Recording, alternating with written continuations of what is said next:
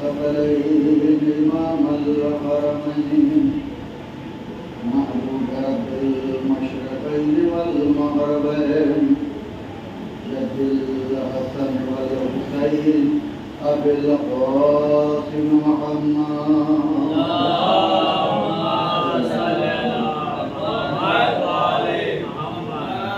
الذين أذهب الله عنهم الرجس وطهرهم تطهيرا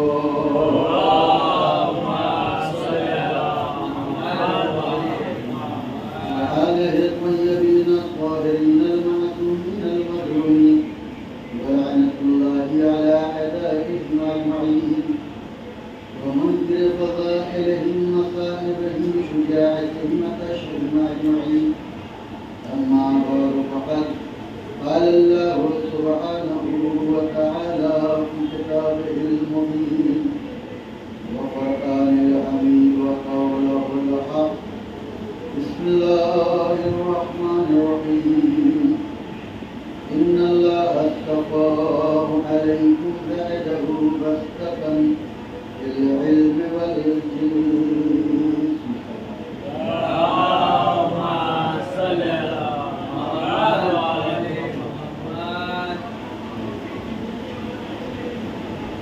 عزیزان محترم برادران ایمان،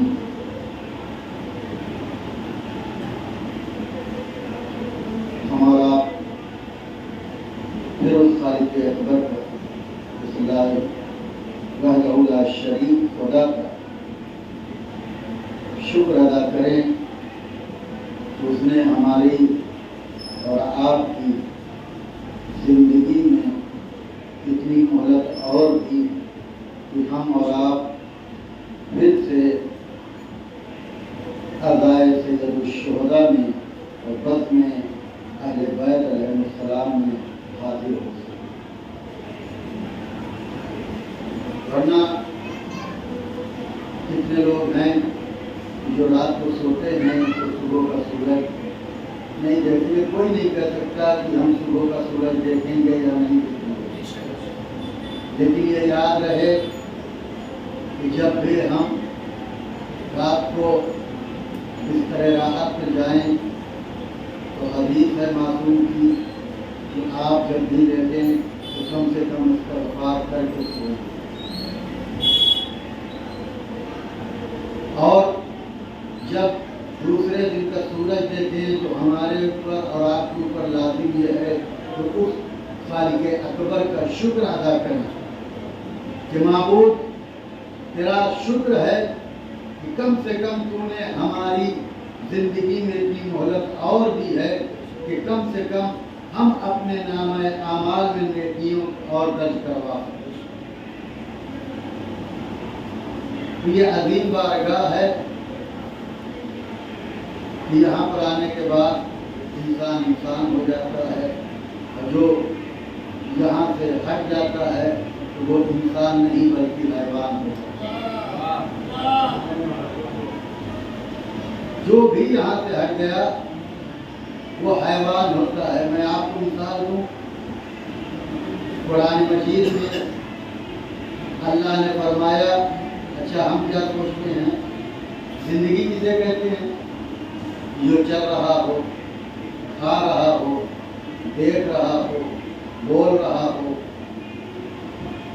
غرض یہ کہ جتنی بھی چیزیں ہیں یہ ہماری نگاہ میں یہ زندگی. لیکن خالق اکبر کہتا ہے یاد رکھو، کل کی گفتگو سے میں مربوط ہونا چاہتا ہوں کہ یاد رکھیے گا کہ ہم نے جو سوچا وہ زندگی کچھ اور ہے. ہم نے یہ سوچا کہ صبح کو اٹھیں، چلیں پھریں، جاب پہ جائیں، یہ کریں وہ کریں، کھا لیں پی لیں، یہ تمام چیزیں ہیں. اس کے بعد یہ کہتے ہیں کہ ہاں بھائی ابھی فلاں صاحب زندہ ہیں. یہ ہماری نگاہوں میں زندگی کی معیار ہے، یہ ہم زندگی کو یہ سمجھتے ہیں. لیکن در حقیقت یہ ہے کہ خالق اکبر قرآن میں کہتا ہے کہ یاد رکھو جس کے اندر حق و باطل کی تمیز نہ ہو وہ مردہ ہوتا ہے. جس کے اندر حلال و حرام کی تمیز نہ ہو وہ زندہ نہیں ہوتا ہے.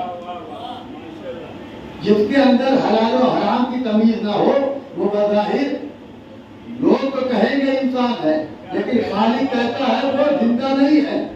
بلکہ خالق ایسے لوگوں کی مثال قرآن میں ایسے دیتا ہے کہ یاد رکھو کچھ لوگ ایسے ہیں جو چلتے بھی ہیں پھرتے بھی ہیں، لیکن یہ چلتی پھرتی ہوئی لاشیں ہیں، زندگی نہیں ہے.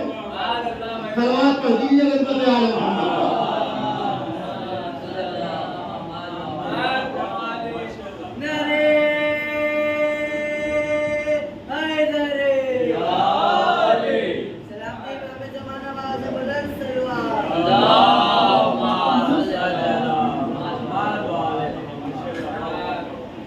یہ زندگی نہیں ہے جو ہم سوچتے ہیں، جو آپ سمجھتے ہیں، بلکہ ہمیں تو یہ دیکھنا ہے کہ اس کائنات میں جب ہم آئے ہیں تو جس کے دامن سے انسان متمسک ہے وہ خواہ کوئی بھی ہو، جس میں کوئی کسی کے اوپر قید نہیں لگائی گئی ہے.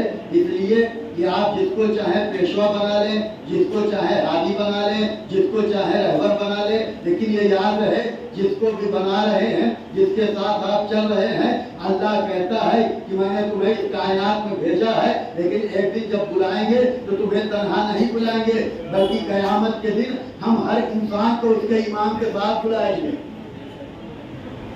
ہم انسان کو اس کے امام کے ساتھ بلائیں گے، اس کے ہادی کے ساتھ بلائیں گے، اس کے رہبر کے ساتھ بلائیں گے، اس کے خلیفہ کے ساتھ بلائیں گے.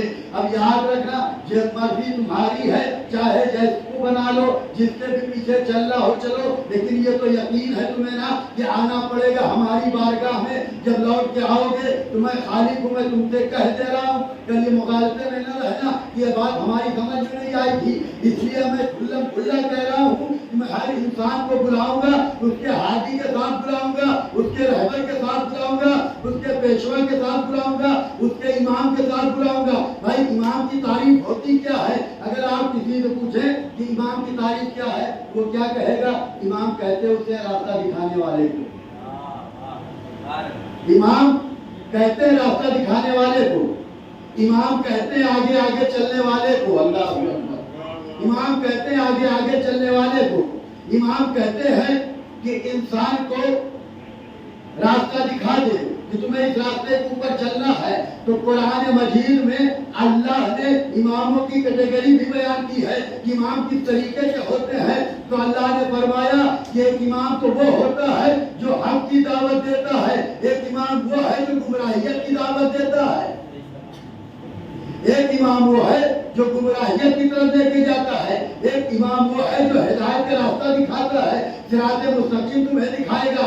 اب تمہاری مرضی ہے، اب چاہے جس کے ساتھ تم ہو لو، لیکن یہ یاد رکھنا ہے کہ تمہیں آنا ہے تو امام کے ساتھ آنا ہے. تمہیں آنا ہے تو امام کے ساتھ آنا ہے. اچھا جب خدا نے کہہ دیا بلائیں گے، اب امام کے ساتھ ہمیں جانا ہے، آپ کو جانا ہے، سبھی کو جانا ہے. اس کائنات میں جو بھی آیا ہے سب کو معلوم ہے بھائی وہ کسی نہ کسی کے بتائے ہوئے احکام کے اوپر عمل کرتا ہے، اس کے بعد وہ ویسے ہی جائے گا. تو مرضی اپنی اپنی ہے، چاہے جس کو جو چاہے جس کو امام بنا لے، لیکن یہ یاد ہے اللہ نے کہا کہ بلائیں گے امام کے ساتھ. اب امام جب جائے گا، اب ظاہر سی بات ہے اس دنیا میں تو ہم امام کے پیچھے پیچھے تھے، تو آخرت میں بھی اسی امام کے پیچھے رہنا ہوگا. اب امام جہاں جائے گا پیروی کرنے والے، اقتدا کرنے والے، اس کے پیچھے چلنے والے اس کے پیچھے پیچھے چلیں گے. اب امام جہاں چلا جائے گا، اگر امام جنت جا رہا ہے، اللہ اکبر، امام اگر جنت جا رہا ہے تو پیروی کرنے والے جنت چلے جائیں گے. اگر امام خدا نخواستہ جہنم جا رہا ہے تو کیا ہوگا؟ کہا کہ نہیں جہاں جانا وہاں جائے گا وہ. اس لیے کہ مسئلہ امامت کا ہے، مسئلہ خلافت کا ہے، مسئلہ رہبریت کا ہے، مسئلہ جو ہے ہدایت کا ہے، ہادی کا ہے. اب اس کو جو چاہے ہادی بنا لے، لیکن یاد ہے جانا وہی ہوگا جہاں تک ہادی جائے گا. بھائی قرآن مجید میں فرعون اور موسیٰ کا واقعہ موجود ہے، توجہ کیجیے گا. قرآن مجید میں موسیٰ اور فرعون کا جو ہے واقعہ موجود ہے. فرعون باطل کا امام، موسیٰ حق کا امام. فرعون باطل کا امام، موسیٰ حق کا امام. اچھا ہوا کیا؟ جب یہ گئے جانے کے بعد وہاں پر جب ہوا تو اب جناب موسیٰ اپنی قوم کو لے کے چلنے لگے. جب چلنے لگے تو اس کو پتا چل گیا کہ نہیں یہ ہمارے شہر میں آ کے اتنا بڑا کام کر گیا، چلو پیچھے چلتے ہیں. تو فرعون کا لشکر چلا آگے، موسیٰ پیچھے، بنی اسرائیل. چلتے چلتے ایک وہ مقام آتا ہے کہ جہاں پر دریائے نیل پڑ جاتی ہے. اب جب دریائے نیل پڑی، اچھا یہ معلوم ہے بنی اسرائیل بڑی ہی ہٹی اور عجیب و غریب سوالات جناب موسیٰ سے کیا کرتی تھی. کہا موسیٰ مروا دیا، یہ جملہ ہمارا ہے، مروا دیا. انہوں نے یہ کہا موسیٰ بتاؤ آگے دریا ہے، پیچھے فرعون ہے، اب میں جاؤں تو کہاں جاؤں؟ آگے جاتا ہوں تو پانی میں ڈوب جاتا ہوں، پیچھے جاتا ہوں تو فرعون ہلاک کر دے گا. کہا موسیٰ عجیب مرحلے پہ لا کے آپ نے مجھے چھوڑا ہے، اب بتائیے میں کروں تو کیا؟ مروا دیا نا. موسیٰ نے کہا فکر کیوں کرتے ہو؟ تمہیں ہمارے اوپر یقین ہے یا نہیں ہے؟ اللہ اکبر. تمہیں ہمارے اوپر یقین ہے یا نہیں ہے؟ تو شاید میرا دل یہ کہتا، انہوں نے کہا ہوگا کہ اگر یقین نہ ہوتا تو آتے ہی کیوں؟ اگر یقین نہ ہوتا تو میں آتا ہی کیوں یہاں؟ حکم خدا ہوا. موسیٰ یہ جو ڈنڈا ہے تمہارے ہاتھ میں، جو میں نے دیا ہے تمہیں، مار دو دریا میں. اچھا دریا میں جب مارا تو پانی جم گیا، راستہ بن گیا. راستہ بن گیا اب کیا ہوا؟ تو چاہیے تھا، مشکل میں پڑے ہوئے تھے، چاہیے تو نکل جانا چاہیے تھا. کہنے لگے موسیٰ راستہ تو بن گیا، ہم 12 قبیلے کے لوگ ہیں، ایک راستے کو ہم جا نہیں سکتے، 12 راستے چاہیے. اچھے راستے بن گئے. اس کے بعد کہنے لگے ہم ایسے بھی نہیں جائیں گے، اب اس راستوں کے درمیان جو ہے کھڑکی ہونی چاہیے، کم سے کم ہم دیکھیں تو ہمارا ساتھی آ بھی رہا ہے یا نہیں بھی آ رہا ہے. بہرحال یہ عجیب و غریب امت تھی، جناب موسیٰ سے سوالات کیا کرتی تھی. بہرحال اور یہ بھی دیکھیے جو سوال کیا وہ فرمائی بھی پوری کی گئی. من و سلوا آتا رہا، کھاتے کھاتے تھک گئے، بولے موسیٰ اب اس کی ضرورت نہیں ہے، اب مجھے تو سبزی چاہیے، دال چاہیے، یہ چاہیے، یہ چیز کب تک کھائیں؟ حالانکہ جناب موسیٰ نے کہا کہ کہاں تم جا رہے ہو؟ اعلیٰ کو چھوڑ کے ادنیٰ کی طرف جا رہے ہو؟ یہ بلند چیز ہے، تم پستی کی طرف جا. بولے نہیں مجھے تو چاہیے، یہ نہیں چاہیے. اچھا وہ بھی ہو گیا بھیا، ان کے لیے دال سبزی یہ جو بھی چیزیں ہیں تیار ہو. اچھا راستہ بن گیا. اب جناب موسیٰ آگے آگے ہیں، پیروی کرنے والے ان کے پیچھے پیچھے. ادھر موسیٰ حق کا امام آگے ہے، اس کی پیروی کرنے والا پیچھے ہے. موسیٰ حق کا امام آگے ہے، پیروی کرنے والے اس کے پیچھے چل رہے ہیں. اب ہوا کیا؟ آگے آگے موسیٰ، پیچھے پیچھے پھر جو ہے موسیٰ کے چاہنے والے، موسیٰ کی پیروی کرنے والے چل رہے ہیں. اچھا اب اتنے میں ادھر جناب موسیٰ آگے نکل گئے، ادھر امت موسیٰ ان کے پیچھے پیچھے چل رہی ہے. موسیٰ دریائے نیل کے باہر ہو گئے. ابھی امت دریائے نیل میں جو راستہ بنا ہے وہیں پہ ہے.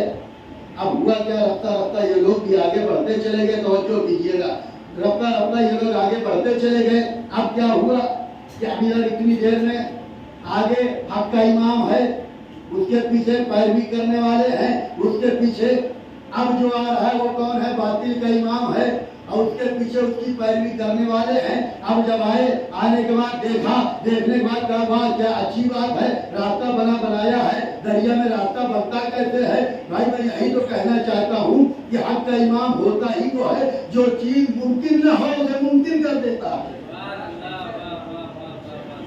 جو ممکن نہ ہو اسے ممکن کر کے دکھاتا ہے.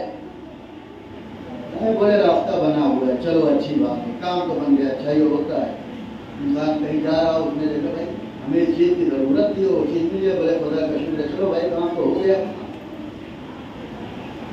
اب تاریخ یہ بتاتی ہے کہ ادھر موسیٰ تو آگے نکل گئے، ادھر جناب موسیٰ کی امت کا جو پیروی کرنے والے تھے آخری پر دریائے نیل کے باہر ہوا. ادھر باطل کا امام اور اس کی پیروی کرنے والے اب ادھر جیسے ہی دریائے نیل میں آئے، اب ہوا کیا، موسیٰ کا آخری آدمی باہر نکلا، ادھر ان کا آخری آدمی دریائے نیل کے اندر آیا، حکم خدا ہوا پانی کو کہ تم مل جا۔ اب جب مل گیا تو ہوا کیا، فرعون یعنی باطل کا امام میں اپنے لشکر کے ہلاک ہو گیا دریائے نیل میں، دریائے نیل میں ہلاک ہو گیا۔ اب تو سمجھ میں آ گیا کہ حق کا امام ہوتا ہے، باطل کا امام ہوتا ہے۔ ارے عزیزان محترم، جملہ آپ کے حوالے کرتا ہوں، بھائی موسیٰ جیسا اگر ایک رہبر ہو، امت جو ہے نجات پا جاتی ہے۔ موسیٰ آگے نکل گئے، امت پیروی کرنے والی ان کے پیچھے پیچھے نکل گئی۔ اب ہوا کیا، فرعون آیا، لشکر آیا، دریائے نیل کے اندر پہنچا، حکم خدا ہوا اسے جو ہلاک کرنا ہے، پانی مل گیا، وہ ہلاک ہو گیا۔ بھیا جس امت کے پاس موسیٰ جیسا ایک ہادی ہو، وہ امت تو نجات پا جاتی ہے، اور جس کے پاس 12 فخر موسیٰ،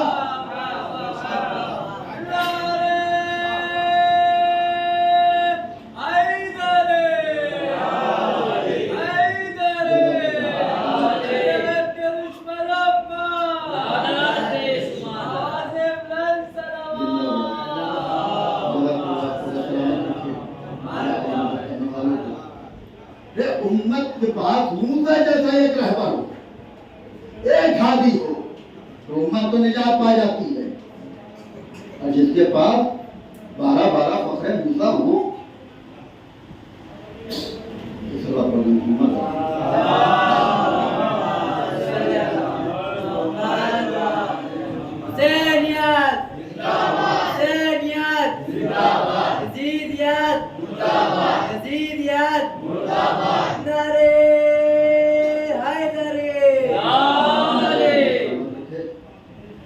امت کے پاس ایک رہبر وہ تو نجات پا جاتی ہے۔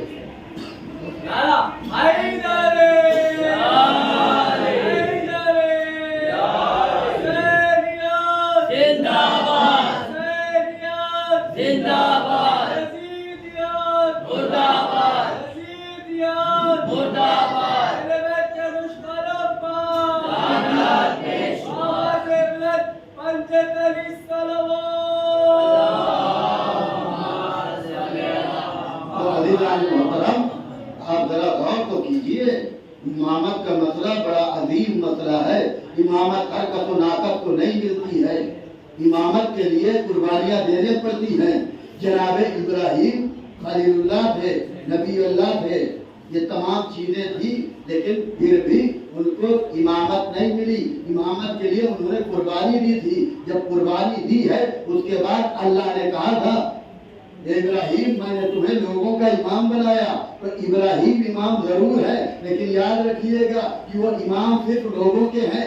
جناب ابراہیم کی امامت محدود ہے، اس لیے وہ امام صرف لوگوں کے لیے ہیں عزیزان محترم۔ لیکن علی سے لے کے قائم آل محمد تک جو امام ہے وہ صرف انسانوں کا امام نہیں ہے، وہ ناس کا امام نہیں ہے، بلکہ عالمین کا امام ہے، وہ چرند پرند کا امام ہے، وہ انسانوں کا بھی امام ہے۔ تبھی تو جو امام ہوتا ہے اس کی پیروی کرنا ہر ایک کے اوپر واجب ہوتی ہے۔ تو عزیزان محترم، یہ امامت بڑا عظیم مسئلہ ہے۔ اگر اتنا عظیم مسئلہ نہ ہوتا تو حضور ختمی مرتبہ حدیث ارشاد فرما کے نہ جاتے کہ من مات ولم یعرف امام زمانہ ہی فقد مات میتۃ جاہلیہ۔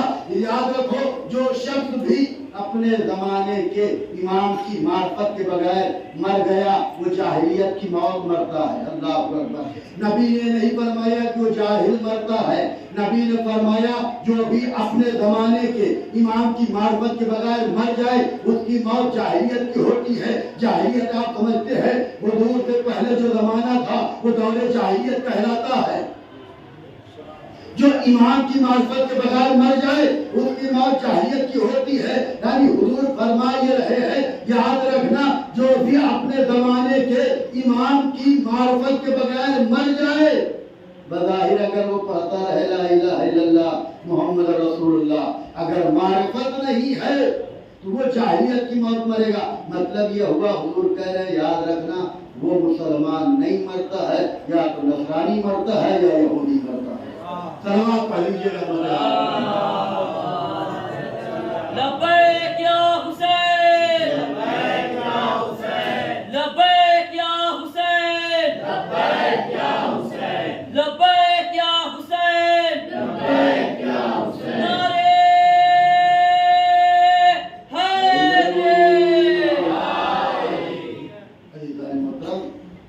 ये नारे हैदरी मैंने अर्ज किया था कि एक मरतबे नारे हैदरी लगाने का सवाब एक खत्म कुरान का सवाब मिलता।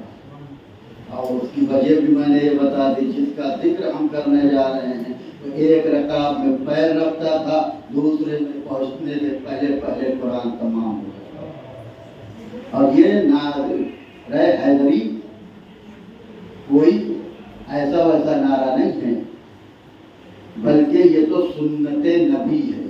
मैं कुछ अर्ज कर रहा हूँ, ये सुन्नते नबी है। ये कोई न सोचे कि ये तो शियों का बनाया हुआ नारा है, या शिया हो या सुन्नी भाई हमारे हों, कोई जो ला इलाहा इल्लल्लाह मुहम्मद रसूलुल्लाह पढ़ता है वो सुन्नते नबी के ऊपर अमल करता हुआ नजर आता है।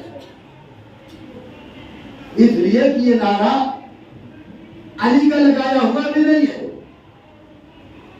अगर आप देखेंगे नारे भी वक्त के लिहाज से लगाए गए हैं, जैसा माहौल होता है वैसा ही नारा होता है।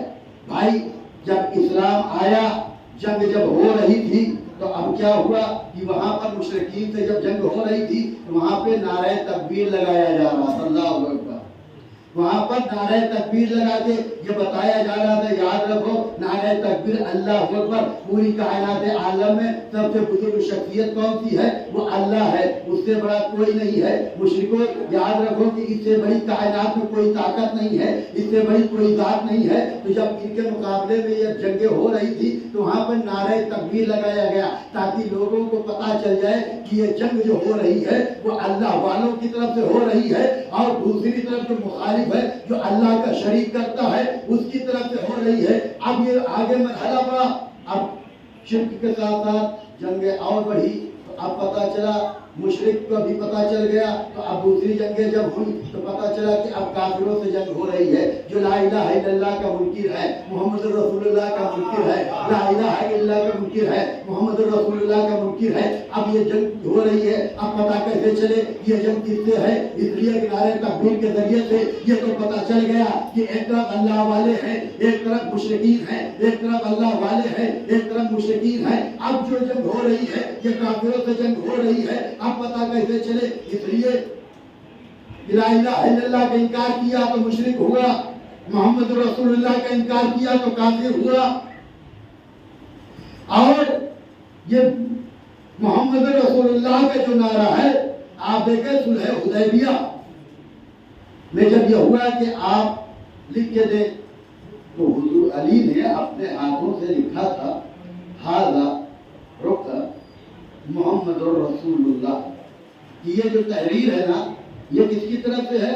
मोहम्मद रसूलुल्लाह की तरफ से है। अच्छा जो कुफार का मैं मानता ही नहीं, इसलिए कि झगड़ा तो सारा इसी बात के ऊपर है। हम इनको अल्लाह के रसूल मानते होते ये इतना झमेला करने की जरूरत ही क्या होती? लिहाजा मैं ये नहीं मानता, लिखो इसके ऊपर कि ये रोका, ये तहरीर मोहम्मद इब्न अब्दुल्लाह की तरफ से है। अब क्या हुआ? तारीख ने ये बताया कि एक मरतबे रसूल ने कहा या अली, ये मोहम्मद रसूलुल्लाह का जो जुमला है इसको हटा दिया जाए। एक मरतबा अली ने कहा या रसूलल्लाह, जिस हाथों से मोहम्मद रसूलुल्लाह को लिख दिया है अब अली के हाथ से उस तहरीर को मिटाया नहीं जा सकता। भाई अब कुफार के सामने ये जंग हो रही है, पता कैसे चले? हर जंग में नारा होता है। भाई मुशरिकीन से नारा जब जंग हुई तो वहां कहा गया नारा तकबीर अल्लाह अकबर का नारा लगाया गया। अब ये कुफार से जंग हो रही है, अब नारा क्या लगा?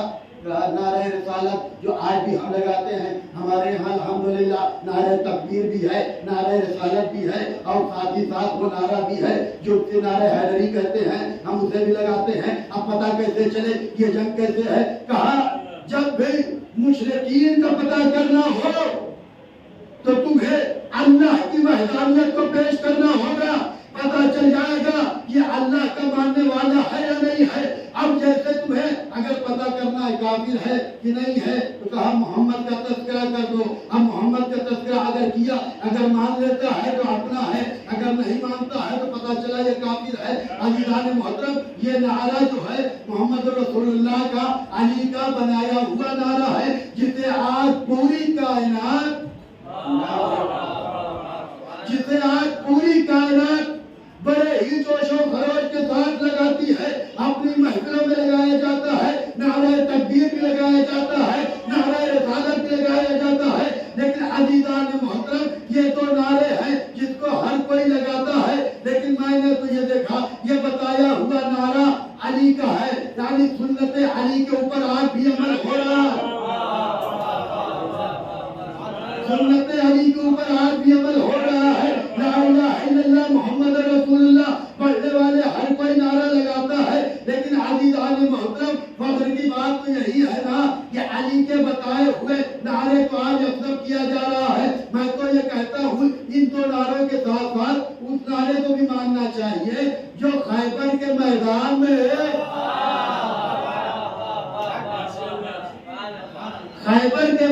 میں کیا کہا تھا؟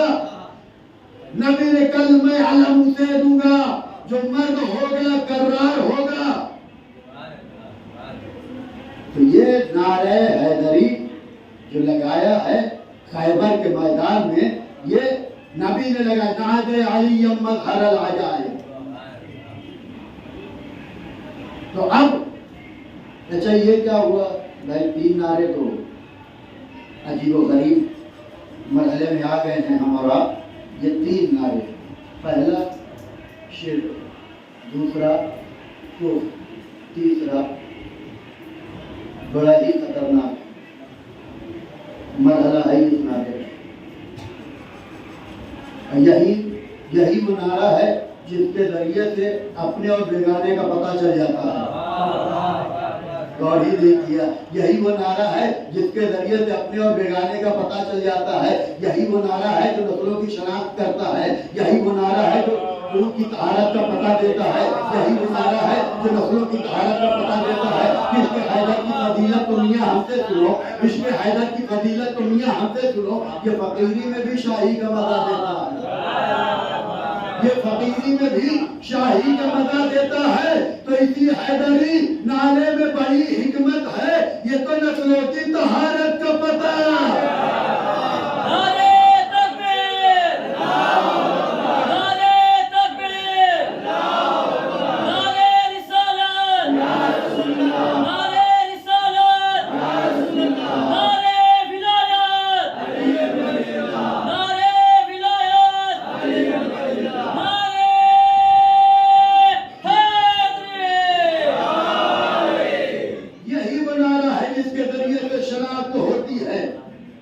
تین چیزیں میں نے کہا، کفر، شرک اور نفاق، یہ تینوں چیزیں ہیں۔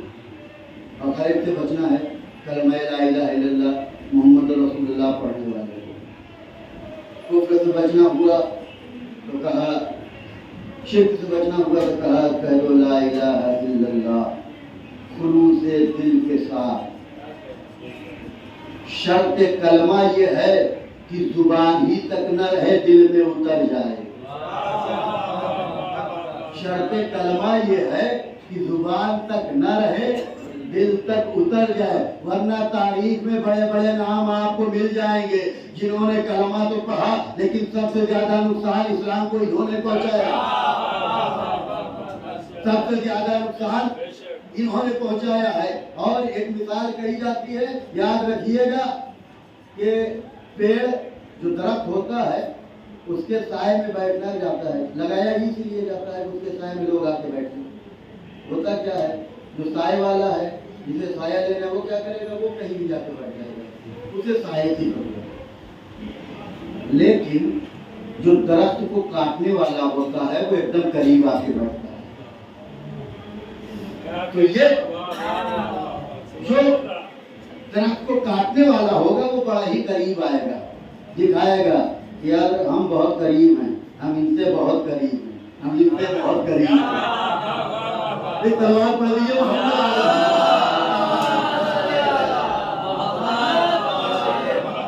یہ اگر آپ تاریخ کا مطالعہ کریں آپ کو بہت ملیں گے۔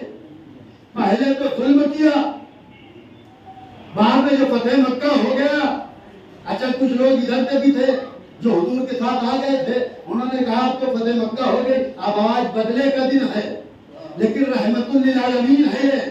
اب جب کچھ لوگوں نے کہا کہ آج بدلے کا دن ہے، انہوں نے ہمیں بہت پریشان کیا ہے، مکے سے نکلوایا ہے انہوں نے، آج تو ہمارا آ گیا ہے وقت، آج ہم بدلہ لے لیتے ہیں۔ یاد رکھیے گا کلمہ لا الہ الا اللہ محمد رسول اللہ ہم بھی پڑھتے ہیں، آپ بھی پڑھتے ہیں، ہر کلمہ پڑھنے والا پڑھتا ہے، سیرت نبی کے اوپر عمل کرنا چاہیے۔ نبی نے کیا کہا؟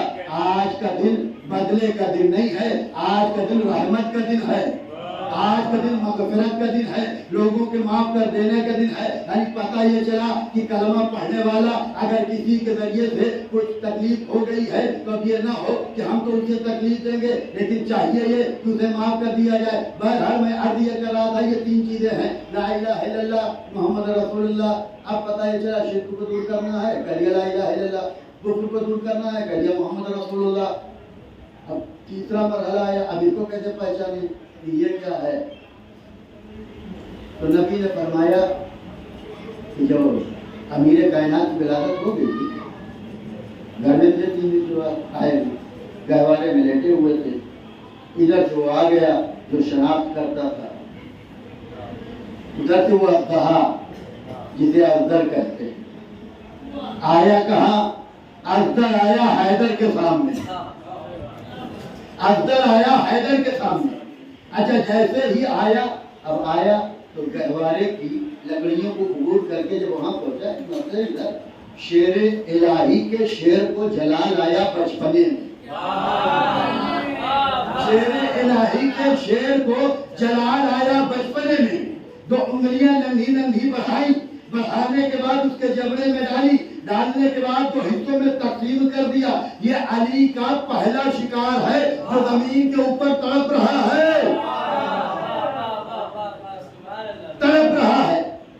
اب لوگوں کو پتا چل گیا، میں اس مرحلے میں جانا نہیں چاہتا ہوں، جاؤں گا کافی لمبی گفتگو ہو جائے گی۔ میں یہ تیسری منزل کو بتانا چاہتا ہوں، یہ تیسری منزل ہے کیا؟ لوگ آئے یا رسول اللہ بڑی قیامت ہو گئی، کیا ہوا؟ ابو طالب کے بیٹے نے اس اژدہے کو مار ڈالا جو نسلوں کی شناخت کرتا تھا، جو نسلوں کی پہچان کرتا تھا۔ اچھا اس کا شیوا کیا تھا؟ وہ آتا تھا، بچہ پیدا ہوتا تھا، قریب آتا تو سونگتا تھا، سونگنے کے بعد اگر صحیح ہے چھوڑ دیتا تھا، گڑبڑ ہوا تو ختم کر دیتا تھا، پہچان یہ تھی۔ اب اسے ہی آئے یا رسول اللہ بڑی مشکل ہو گئی، اب بتائیے کیا کیا جائے؟ بولے کیا مشکل ہو گئی؟ کیا مشکل آ گئی، مشکل آ گئی، مشکل ہو گئی ہے، بڑی بڑی مشکل ہے۔ عزیزان مطلع یہاں پہ رک کے میرا دل یہ کہتا ہے کہ جب یہ لوگ حضور کے پاس آئے ہوں گے، آنے کے بعد یہ جملہ کہا ہوگا، توجہ کیجیے گا، آنے کے بعد یہ جملہ کہا ہوگا، یا رسول اللہ بڑی مشکل آ گئی ہے، یا رسول اللہ بڑی مشکل ہو گئی ہے۔ میرا دل یہ کہتا ہے حضور نے کہا ہوگا مشکل اسی کے پاس ہوتی ہے جس کے پاس مشکل کشا نہیں ہوتا۔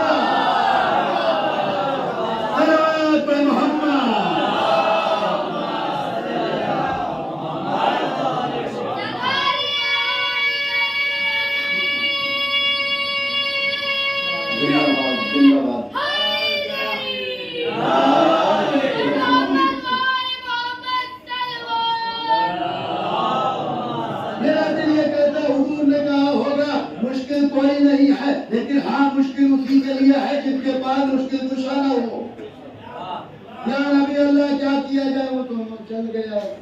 نبی نے کہا بھائی سنو، جو کسوٹی تم لے کے آئے ہو نا، جو کسوٹی تمہارے پاس تھی، جو معیار تمہارے پاس تھا، جو میزان جس کے اوپر تولا جاتا ہے، وہ تمہارے پاس جو تھی نا، وہ ایسی ہے کہ آج نہیں تو کل، کل نہیں تو اس کے بعد۔ اس لیے فانی چیز ہے تو فانی ہے تو مٹنا تھا اسے، جب فانی ہے تو اسے آج نہیں تو کل جانا ہی تھا۔ کہا نبی اللہ تو اب پتہ کیسے چلے گا کہ اب کیا ہے کیا نہیں ہے؟ نبی نے کہا یاد رکھو میں تمہیں ایک معیار، ایک کسوٹی دے رہا ہوں، اس کے اوپر قیامت تک پرکھتے چلے جانا، تمہیں پتہ چل جائے گا۔ قیامت تک کے لیے معیار دے رہا ہوں، میزان دے رہا ہوں، کسوٹی دے رہا ہوں، اس کے اوپر پرکھتے چلے جانا، تمہیں خود بخود پتہ چل جائے گا کہ آیا یہ صحیح نسل کا ہے یا نہیں؟ یا نبی اللہ ذرا جلدی بتائیے کہ وہ مرحلہ کیا ہے؟ کہا یاد رکھنا جس کے دل میں علی کی محبت ہو، صلوات پڑھیے رحمت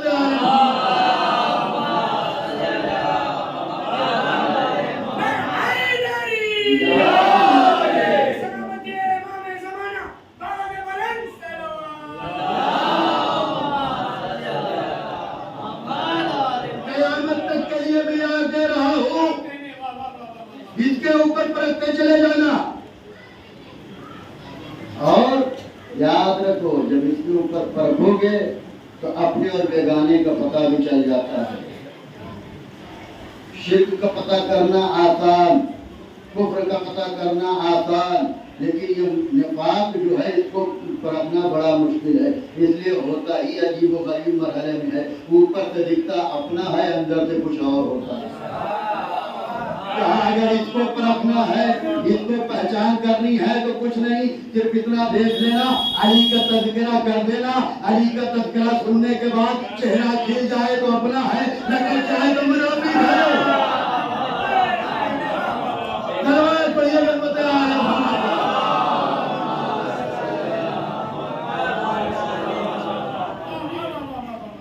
یہ معیار ہے. پرکھنا بھی آسان ہے. یہ نفاق کو پہچاننے کا طریقہ ہے. یعنی نفاق کا کیا کہا جائے، بلکہ اپنے اور بیگانے کا پتہ چل جاتا ہے. یہ ایسا تو نہیں کوئی لبادہ اوڑھ کے آ گیا ہو. اب اس کو پہچان کا یہ طریقہ ہے. اور خود یہ میں اپنی طرف سے نہیں کہہ رہا ہوں، بلکہ صحابہ کرام نے، صحابہ کرام کے اوپر ہماری جانیں اور آپ کی جانیں قربان ہو جائیں، لیکن حقیقت یہ ہے کہ صحابہ تو صحابہ ہو. ہماری جانیں سبھی صحابہ کے اوپر قربان ہیں. جو نبی کا صحابی ہے، صحابہ کرام فرماتے ہیں کہ جب ہمیں کبھی یہ پہچان کرنا ہوتی تھی تو علی کا ذکر کر دیتے تھے. جب علی کا ذکر کر دیتے تھے تو پتہ چل جاتا تھا یہ اپنا ہے یا بیگانہ ہے. ایک سوال پڑھ دیجیے.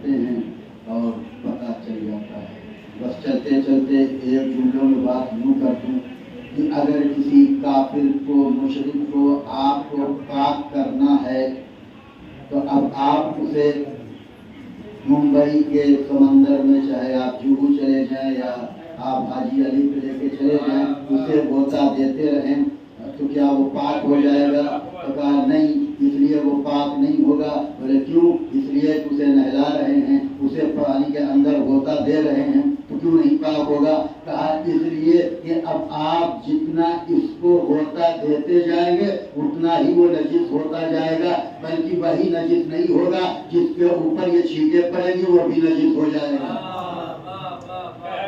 وہ بھی نجس ہو جائے گا۔ پوری فیکٹری شیمپو کو اس کے اوپر ختم کر دیجئے، لیکن ہر صاحب عقل یہ کہے گا یہ پاک نہیں ہونے والا ہے۔ کہا پاک کیسے ہوگا؟ کہا پاک ایسے ہوگا کہ صرف یہ خلوص دل کے ساتھ کہہ دے لا الہ الا اللہ محمد رسول اللہ، صرف دل کے ساتھ کہہ دے لا الہ الا اللہ محمد رسول اللہ، صرف دل کے ساتھ اگر یہ کہہ دیتا ہے لا الہ الا اللہ نہیں ہے کوئی معبود سوائے اس وحدہ لا شریک کے اور محمد اللہ کے رسول ہیں، جب دل کے دل سے یہ کہہ دیا تو پتا چلا وہ پاک ہو گیا۔ تو عزیزان محترم اب رک کے یہاں پہ جملہ کہہ دوں، اب ذرا سوچئے کہ وہ بندہ کہ جس کو کائنات کا پورا سمندر فیکٹری شیمپو کی پاک نہ کر سکی، اس کو کس نام محمد پاک کر رہا ہے۔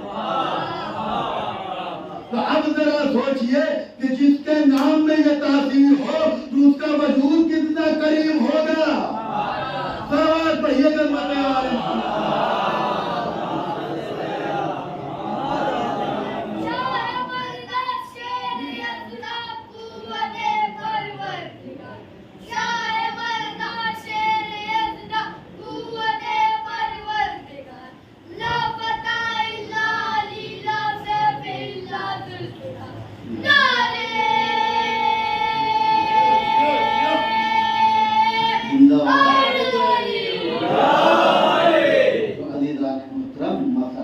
خلافت کا ہے، مسئلہ امامت کا ہے۔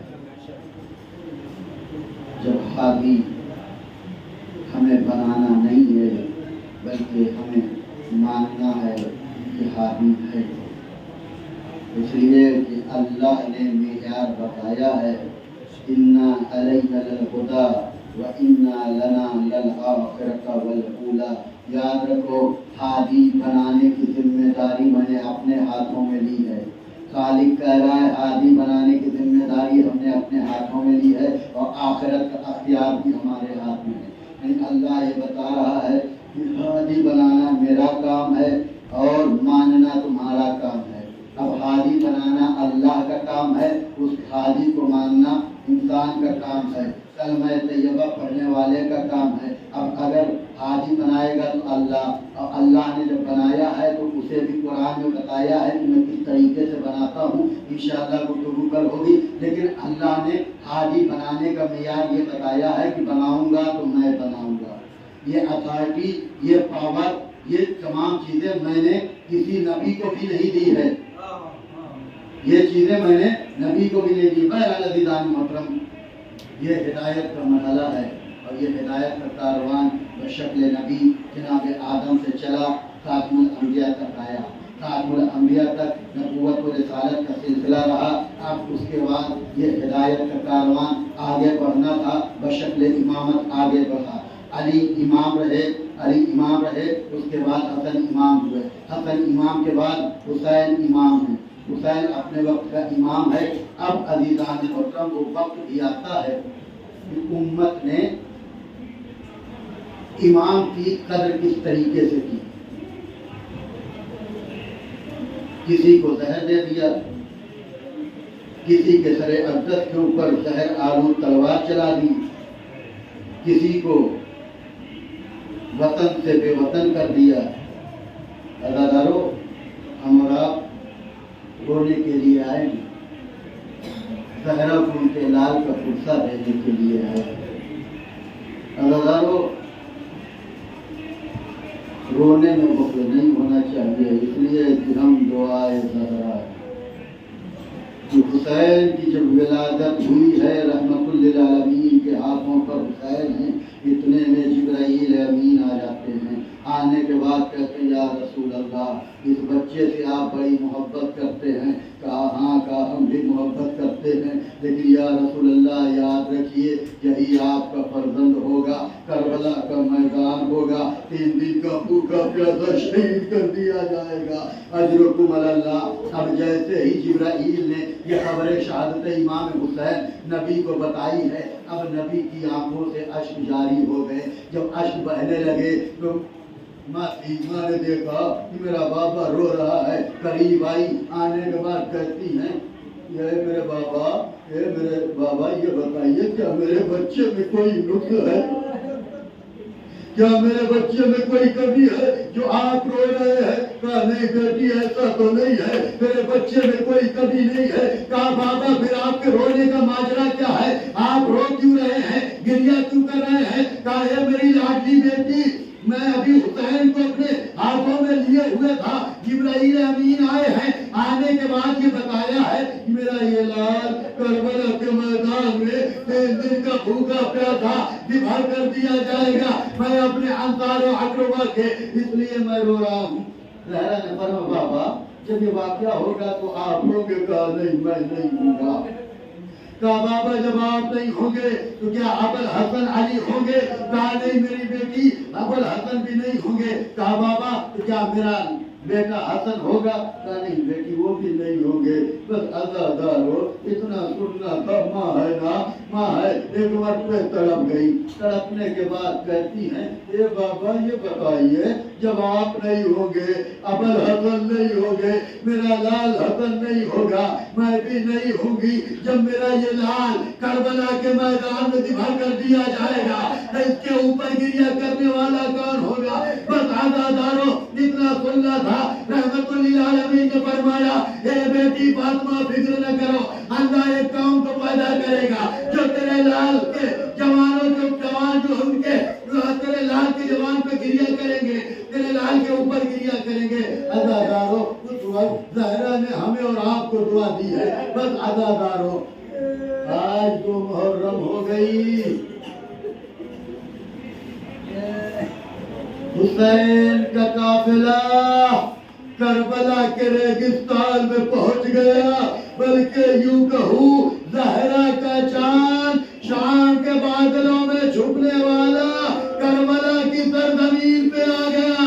अजरकुम अल्लाह ये काफिला चलते चलते जब ज़मीन करबला के ऊपर पहुंचा, तारीख ये बताती है जब सवारी आगे नहीं बढ़ रही है, बस अज़ादारो हुसैन ने कई सवारियां बदली लेकिन आगे सवारी कोई नहीं बढ़ी।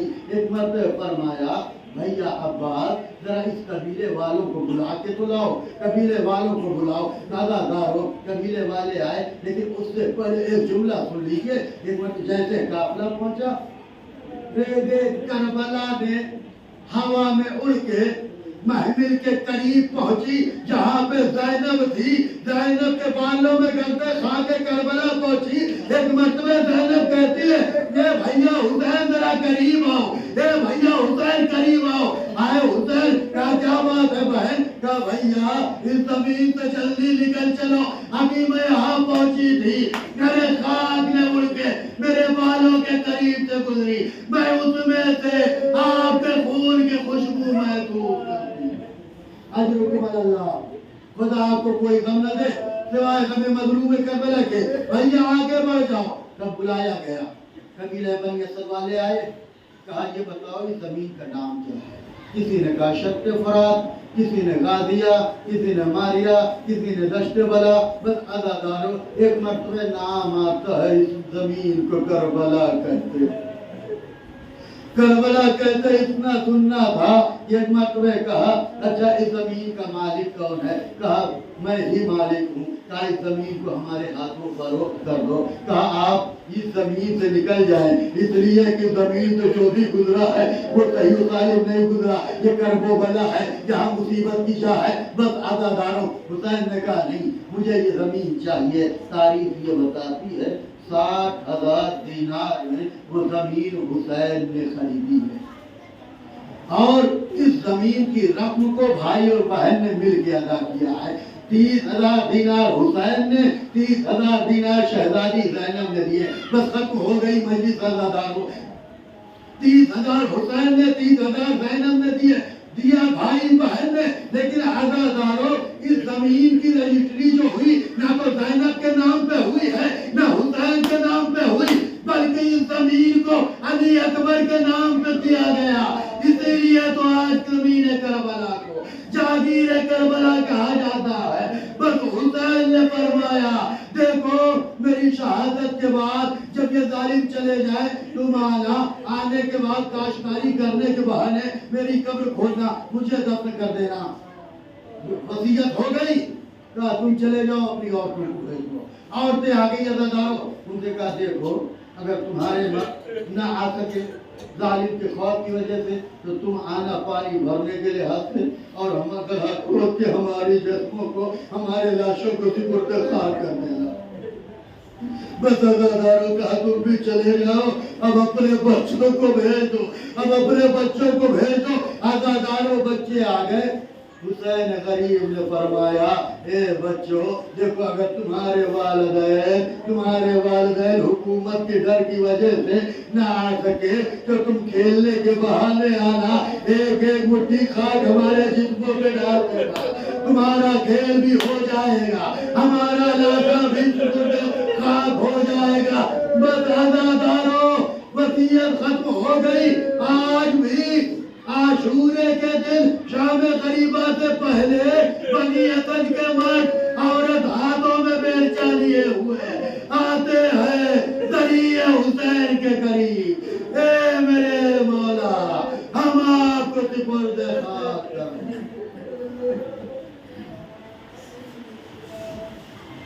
اِنَّا لِلَّهِ وَإِنَّا إِلَيْهِ رَاجِعُونَ.